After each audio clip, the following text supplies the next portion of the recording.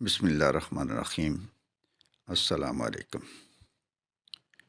میرا آج کا عنوان ہے دنیا میں مال اور اولاد کا ملنا۔ ارشاد باری تعالیٰ ہے، ترجمہ۔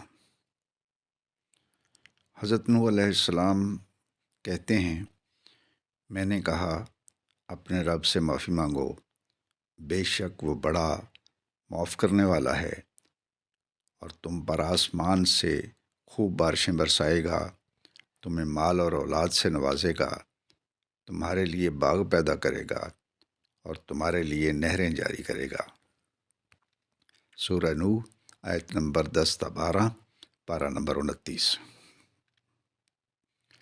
میرے بھائی، میں نے آپ کے سامنے سورہ نوح کی صرف 3 مختصر آیات کا ترجمہ پیش کیا ہے۔ حضرت نوح علیہ السلام وہ نبی ہیں جنہوں نے 950 برس اپنی قوم کو اللہ تعالیٰ کی طرف بلایا۔ بالآخر ان آیات میں اپنی قوم کو کہتے ہیں کہ صرف ایک شرط پوری کرو، وہ شرط یہ ہے کہ توبہ اور استغفار کرو۔ توبہ کے لیے 2 شرائط ہیں۔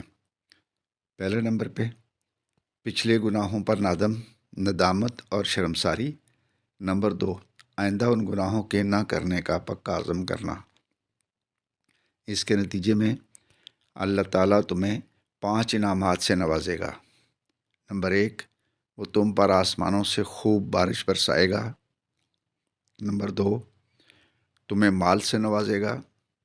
نمبر 3، تمہیں اولاد میں بیٹوں سے نوازے گا۔ نمبر 4، اور تمہارے لیے باغات پیدا کرے گا۔ نمبر 5، اور تمہارے لیے نہریں جاری کرے گا۔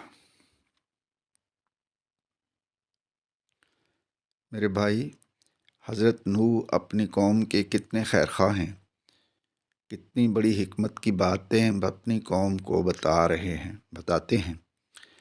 ان کو قائل کرنے اور اللہ سے ملانے کے لیے خود ان کو دنیا کے بھی کتنے فائدے بتاتے ہیں، اور حضرت نوح علیہ السلام کے توسط سے حضرت محمد صلی اللہ علیہ وآلہ وسلم کی پوری امت کو کتنا بڑا نسخہ بتایا جا رہا ہے کہ اپنی پچھلی روش کو سامنے رکھیں، اپنے ماضی کے ریکارڈ کو دیکھیں، اپنے کیے گئے گناہوں کی لسٹ بنائیں، اپنے گریبان میں جھانک کر اپنے سیاہ دل کی طرف نظر دوڑائیں۔ ایک طرف ماضی کی نافرمانی اور سرکشی پر ندامت، شرمساری اور آہوزاری، دوسری طرف آئندہ ہمیشہ کے لیے ان گناہوں کے نہ کرنے کا پکا عزم اور مضبوط ارادہ، رب کے راستے پر چلنے کے لیے ثابت قدمی اور پہاڑ سے بھی زیادہ مضبوط رہنے کی سچی نیت اور اخلاص لے کر اپنی آنکھوں سے شم کر کے آنسوؤں کی قطرے بہائیں۔ ایک طرف اللہ کی محبت میں، رب کے خوف کی اور اپنے گناہوں کی ندامت اور شرمساری میں آنکھوں سے بہتے ہوئے پانی کے قطرے دل مردہ اور دل ویران کو آباد کریں گے، جہنم کی آگ کو بجھائیں گے، تو دوسری طرف اللہ رب العزت اتنا خوش ہوگا کہ ادھر آنکھوں سے پانی کے قطروں کی بارش اور ادھر آسمان سے رحمت کی بارش ہوگی۔ ادھر دل کی غیر آباد اور ویران زمین سے اللہ کی محبت اور عشق کے پودے اگیں گے، تو ادھر آسمان کی بارش سے اس بندے کے لیے زمین سے باغات، نہریں، مال و دولت کے خزانے نکلیں گے، حتیٰ کہ اگر بے اولاد ہے تو اولاد بھی ملے گی، اور اولاد میں بھی بیٹے عطا کیے جائیں گے۔ بھائی میرے، بتاؤ اس سے بڑھ کر خوشخبری اور کیا ہو سکتی ہے کہ صرف ایک شرط پوری کر دو، صرف ایک گر استعمال کرو، صرف ایک انداز اختیار کرو، صرف ایک کام کرو، سچے دل سے توبہ کرو، اللہ تعالیٰ کی طرف پلٹ کر آؤ، تو نتیجے میں مال و دولت سے لے کر باغات اور نہروں سمیت بیٹے بھی، اور کیا چاہیے۔ احادیث۔ نمبر 1، جس شخص نے استغفار کو اپنے اوپر لازم کیا، اللہ تعالیٰ اس کو ہر مشکل سے نجات دے گا، ہر پریشانی کو دور کر کے خوشادگی عطا کرے گا، اور رزق کا انتظام تو وہیں سے ہوگا جہاں اس کا وہم و گمان بھی نہ ہوگا۔ نمبر 2، خوشخبری ہے اس شخص کے لیے جو اپنے اعمال نامے میں بہت زیادہ استغفار پائے۔ نمبر 3، گناہوں سے توبہ کرنے والا اس شخص کی مانند ہے جس نے کبھی گناہ کیا ہی نہ ہو۔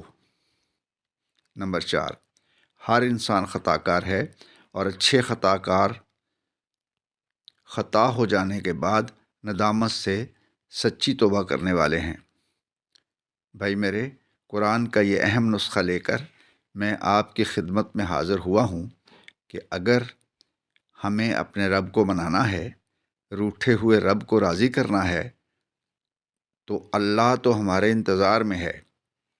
ہمیں صرف اس کی طرف پلٹنے کی دیر ہے، اس کی بارگاہ میں رجوع کرنے کی دیر ہے، اس کے راستے پر صرف چلنے کی دیر ہے۔ وہ ہستی تو غفور و رحیم ہے۔ بھائی میرے، یہ ہے قرآن کی دعوت۔ اگر میری بات سمجھ میں آئی ہے تو آج سے ہی توبہ اور استغفار کرو، اور آؤ مل کر اپنے رب سے معافی مانگنے کا عہد کریں، اس کی طرف پلٹنے کا عزم کریں، ہمیشہ کے لیے شیطان کی یاری، نفس کی وفاداری اور گناہوں سے دستبرداری طے کر کے اٹھیں۔ انشاءاللہ ہمارے گناہوں کو اللہ تعالیٰ ضرور معاف فرمائیں گے۔ پروفیسر حافظ سید احمد دامرا صاحب کی کتاب نور ہدایت سے ایک تحریر۔